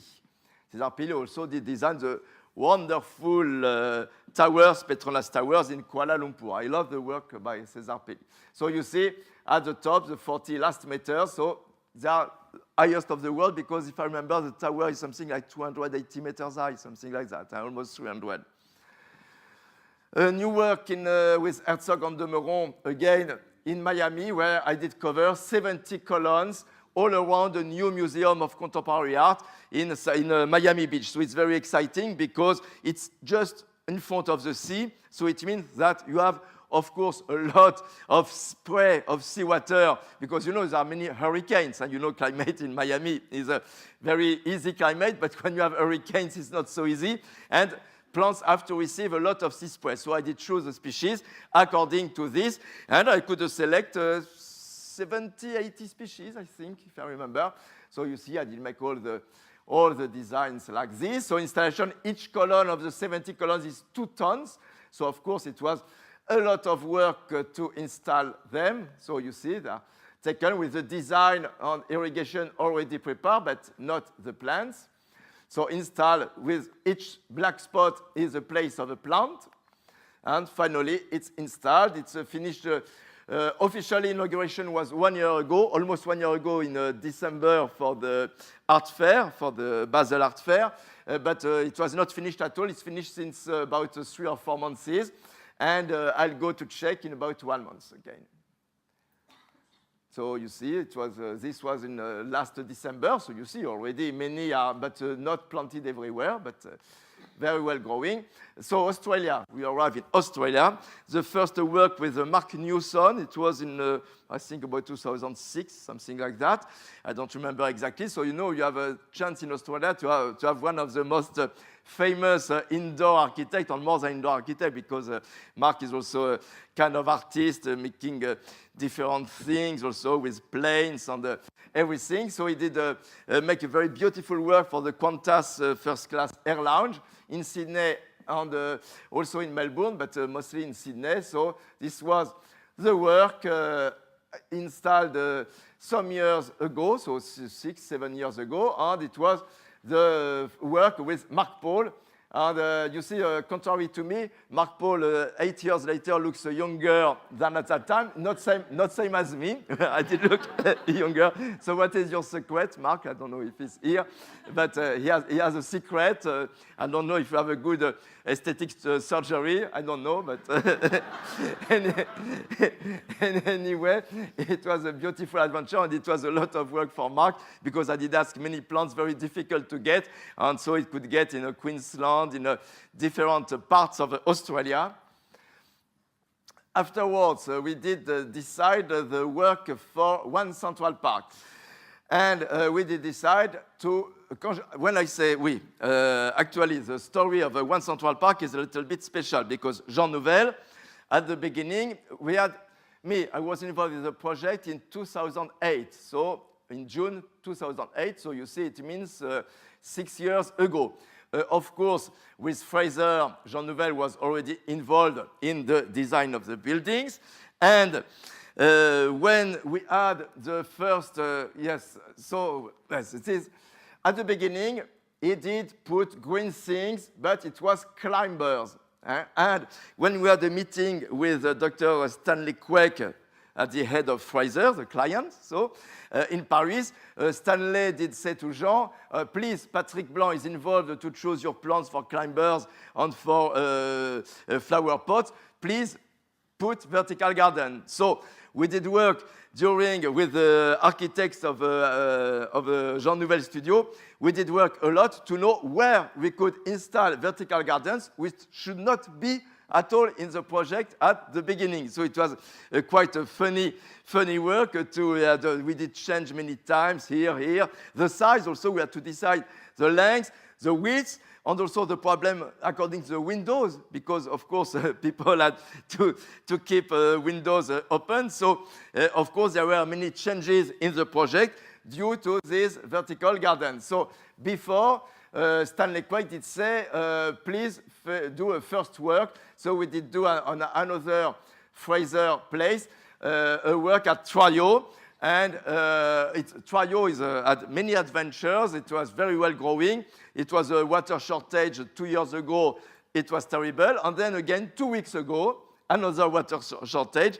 And again, it's terrible. But I did discuss with the guy in charge of the plant. He told me that looking with binoculars, it seems that many plants will recover. But now it's ugly. It's totally covered with dried leaves. But anyway, you know, in nature, when you have cliffs like this, and when you have an El Niño effect, the same, for instance, in Malaysia, it was very, very dry during the last March and April, and I did see on cliffs, which I know are always covered with plants, I did see all the plants dead, and after they recover, either from tubers or from seeds, and so it's also a part of the life. We have to admit that sometimes a vertical garden can have big problems.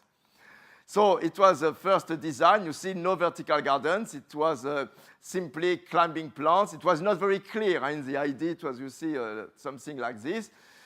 You see, so there were mostly planter boxes, but no vertical gardens at all. This was in 2008. So you see all the design of the planter boxes on each floor, but nothing, as you can see.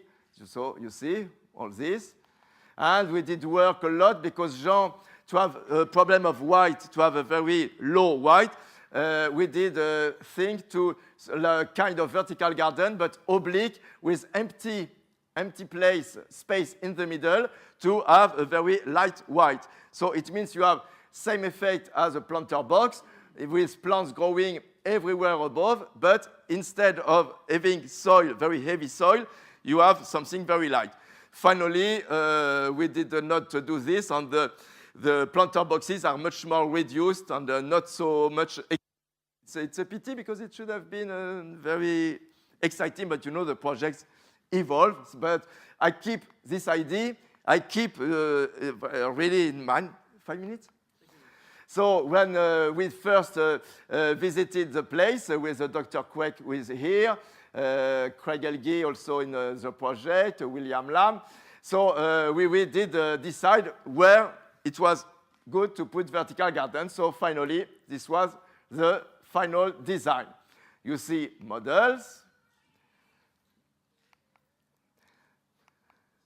And I did present the work to Lady Clover Moore, to your mayor. I did make a conference in 2009 because she was very important because, you know, this project was very challenging and many people did worry a lot. And Lady Clover Moore, she did say it's a very good project because I did explain it should be mostly native Australian plants. So it was very important for the project that she was interested when I did make the conference in Sydney in 2009. So you see, a project needs time. So I'll show you just some places in Australia very inspiring. It's Wentworth Falls. And on Wentworth Falls, you have Beckea linifolia, for instance, a plant I love, and we have, and Darren from Andreasen's nursery told me that he has still 200 cuttings ready to be installed in some empty places, and I'm very happy. So you see also a plant which is growing only on 5 waterfalls in Blue Mountains, just 2 hours from here, around Wentworth Falls. This is on Wentworth Falls, so it's a Microstrobos, the only conifer growing in Cascade. It's a Microstrobos fitzgeraldi, and I'm very happy because you can see on the first wall, very easy, you can touch them. They are perfectly growing, and I have 100 Microstrobos fitzgeraldi, and I think it's the only place in the world where you can see this Microstrobos perfectly growing with hanging stems. So Beckea linifolia, you see it's this incredible member of Myrtaceae, and with hanging stems, and I'm very happy to have 200 more, but the ones which are here are already very well growing. You see the hanging branches of this Beckea linifolia. You see Dracophyllum secundum is also here, a plant I love also. You see Dracophyllum secundum growing, hanging totally vertically from the cliff with the tip of the branches reclining upwards. Different plants also, again, in the Sticherus, so many different things. So you have some epacris also, very difficult to grow, unfortunately, but perfectly adapted to vertical space, very humid sipping rocks like this. Alania, which is endemic also from the Blue Mountains, very close to here, Alania and Licheri, very common on some rocks, but restricted, very narrow, restricted, endemic. So some Blechnum, of course, Libercia pulchella, a small plant I love, the famous your Viola Ederaceae. So also all these plants from around Sydney are now on the One Central Park vertical garden. This I love, this Melaleuca hypericifolia, also always on vertical cliffs, very humid, and perfectly growing now on the walls here with this beautiful bottle brush flower. You see detail of Melaleuca hypericifolia, different Melaleuca species, because you know the Hovea, because Dr. Quack told me, please, okay for native Australian species, but usually they have long grayish leaves, small flowers, growing slowly, so please add also exotic species. So finally, I did say, okay, and we have 200 native species and 150 exotic species. And he was right in the sense that now when you look at the walls, all the colorful flowers are only the exotic species, because the native Australian species grow not so quickly, but the viola are flowering. Some callistemons are already flowering, so they take more time, but they establish also very well. I told you Macrostrobos is perfect. So Anigoxanthos. So I did put, of course, some Platycerium. This is Platycerium superbum from a photo I did take in Queensland. This is Bifurcatum.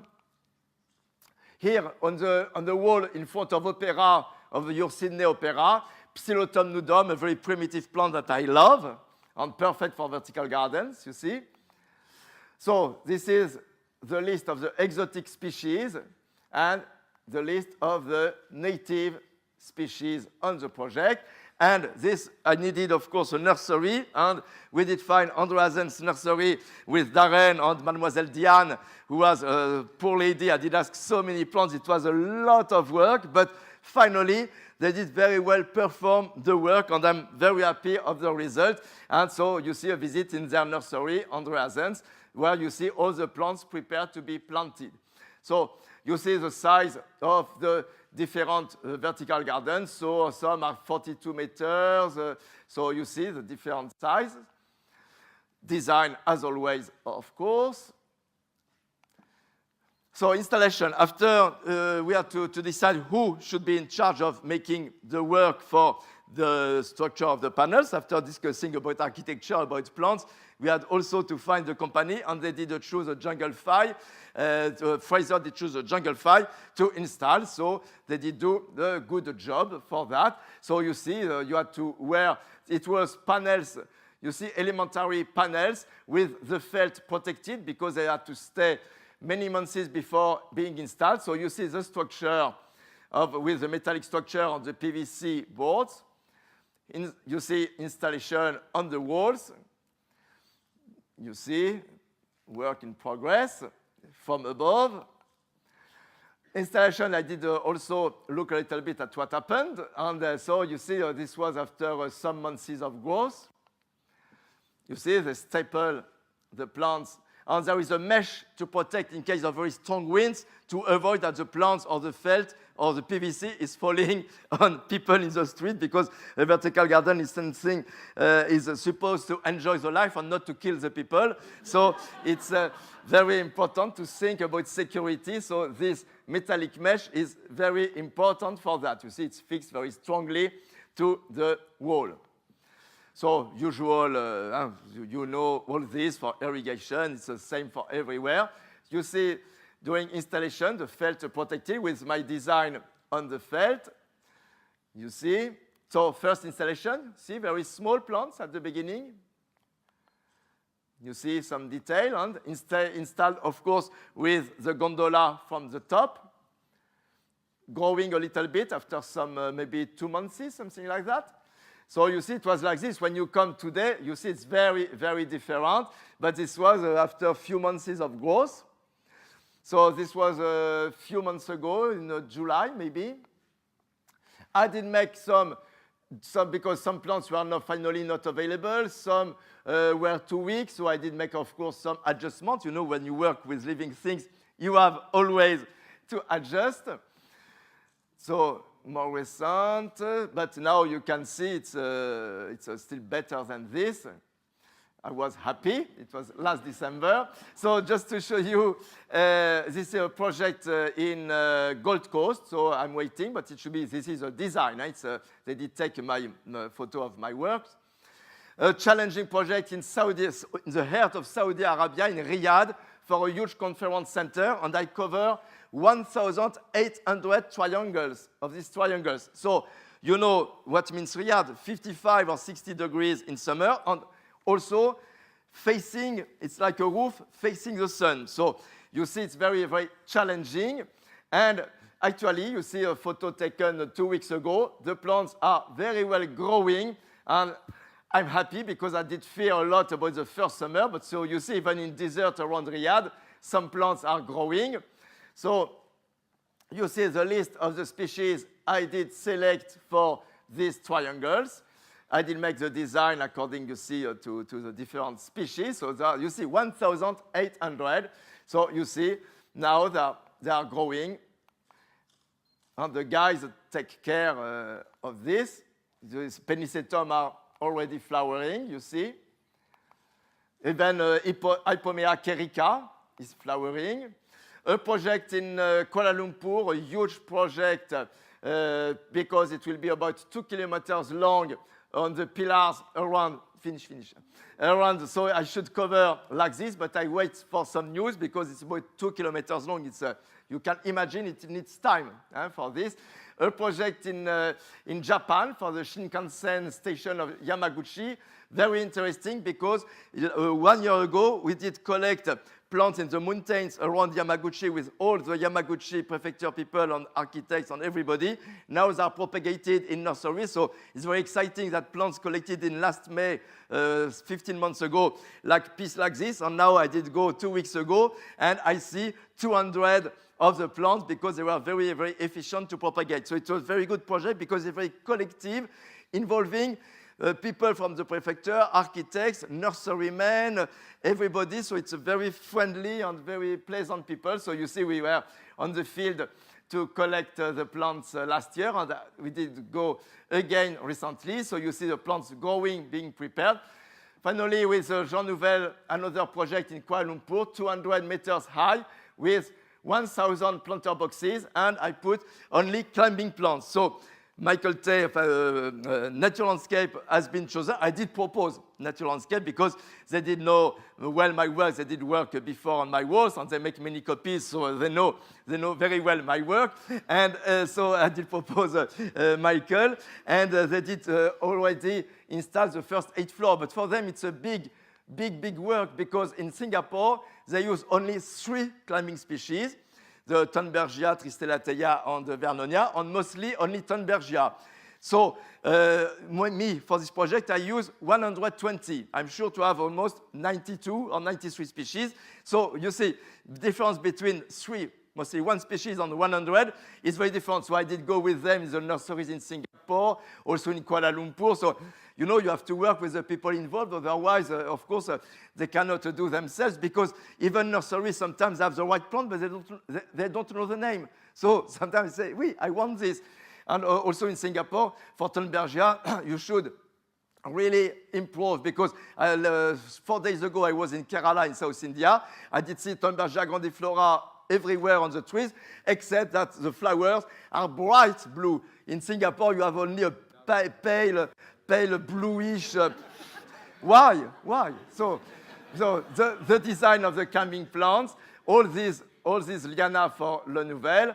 So you see this wonderful Bonia with red leaves, and this plant, incredible, would be, it opens exactly at sunset at 6:45, something like that, in 3 seconds. It's a huge morning glory at night. So from the soil, from the towers, suddenly, I hope, you'll see all these bright white things opening in few seconds all along the facade. So this is very exciting story. And this, 3 days ago, I was in India for this project. You see as it makes the design for a biennale where I am invited. And finally in Bangkok, I did create for a new project a huge chandelier with stainless steel cables, and to a kind of answer to the man-made stainless steel cables, I use Cissus sicyoides, which is a plant which has long roots, red roots, hanging down. So you have this opposition between man-made threads and living threads under and going inside the water. So I like very much also this kind of project linking everything. So of course there will be hanging plants like this. This is a Cissus sicyoides. But of course you can imagine there is a lot of work to do this kind of project. So you see, when I was about 9 years old, I did already look above to look at plants growing high. Voilà. So it was,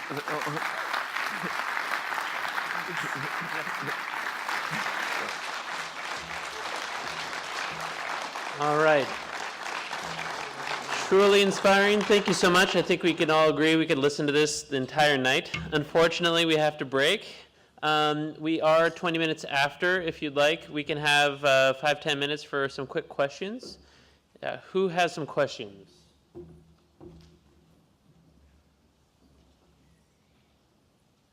All right. Show of hands. Show of hands. Anybody? Yes? All right, we're good? Okay, question.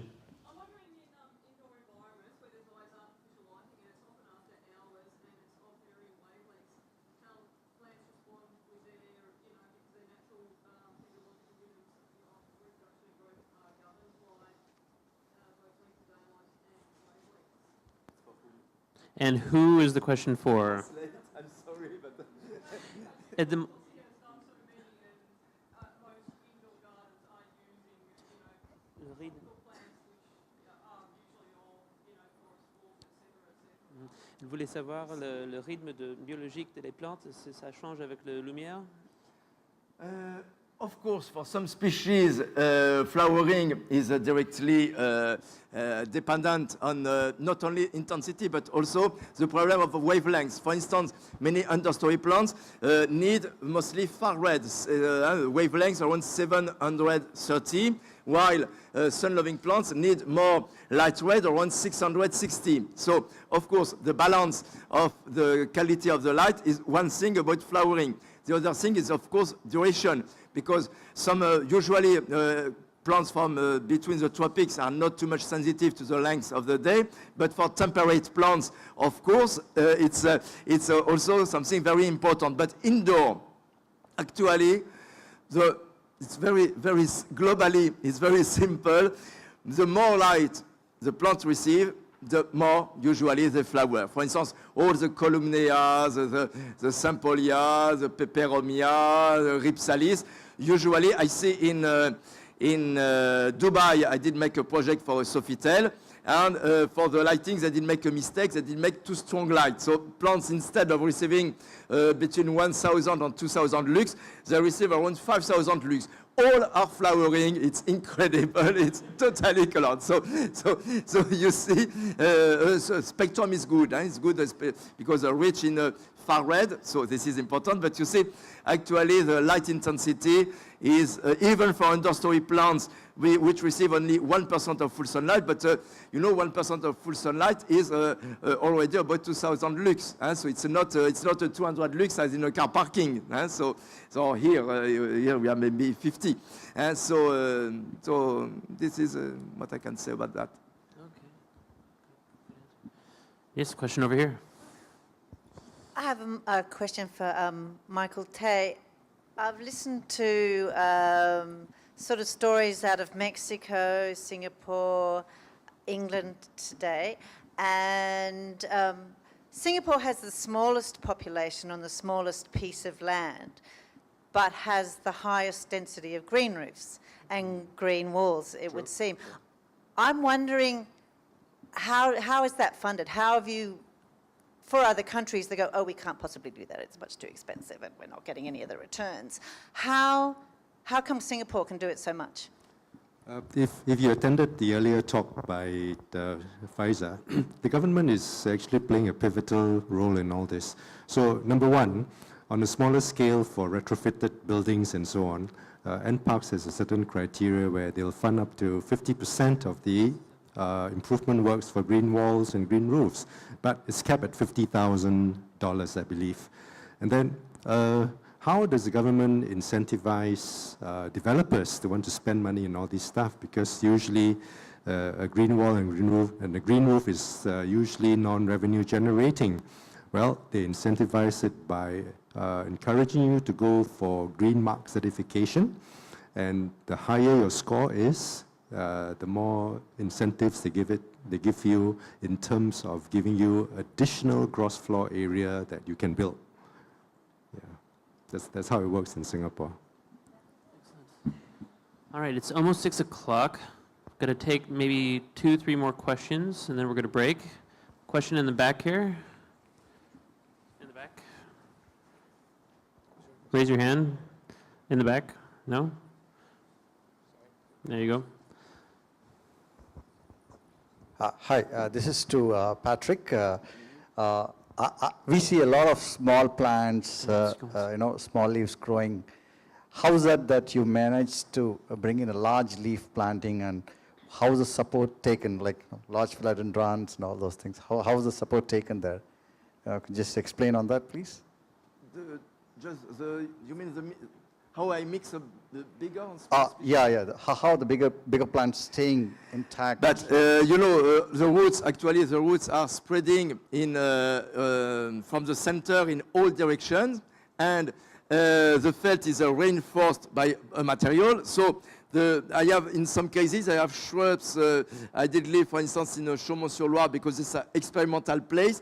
I did leave some willows, and now they are 7 meters long, not falling. You know, in 1999, it was a big storm in France, and the 2 huge oak trees close to my vertical garden were falling down on me. I did not lose a single plant. So because the roots are spreading in all the directions, and to manage the combination of small herbaceous plants and big shrubby plants, of course, I consider that the shrubby plants will create shade. So under the future shrubby plants, I put much shade-loving species. So you see, it's a mix of all this, because I have always to think about long term, because I tell you, I have many vertical gardens now which are 15 or 20 years old, so it's very important not to change the plants, because what I want to do actually is to have a kind of a natural environment where all the microorganisms are invading the fibers of the felt, so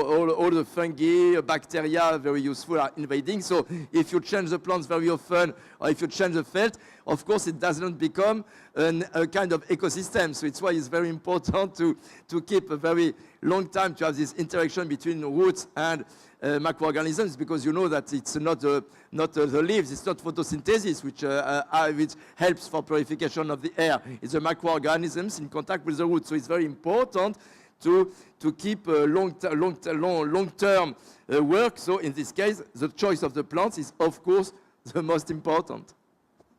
Thank you. Okay, raise your hands. Last 2 questions. Okay, one over here, and then one more question if there's any. Hi, my question is for Patrick, but Michael mentioned that it was quite hard to keep all the plants alive. I mean, we can all say that you're using an amazing amount of species in your installations, but how much is a balance in plant selection between what's going to survive and what's going to look good in terms of the plant structure? To survive, you know, for the Oasis d'Aboukir planted last year, 237 species, all are still here.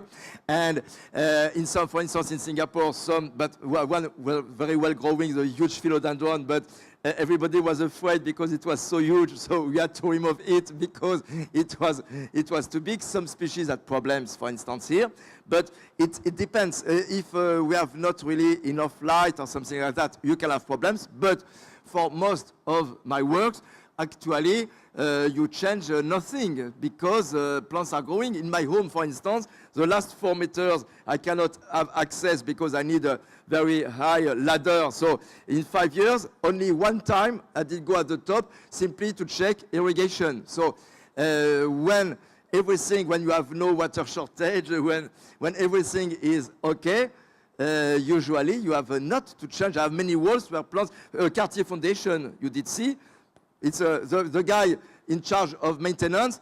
He goes just to say that he is going on place, but since 1998, so you see, since 14 years, it changes nothing. I've lost. I was more asking if you had, because you seem to be, obviously the plants that you have selected are working well. Do you have some sort of a strategy that combats and makes site-specific designs? Because in each of your cases, the plants have had to be a little bit different in terms of the way that they handle the climate. Have you got a strategy for how you select particular plant species to work with a project?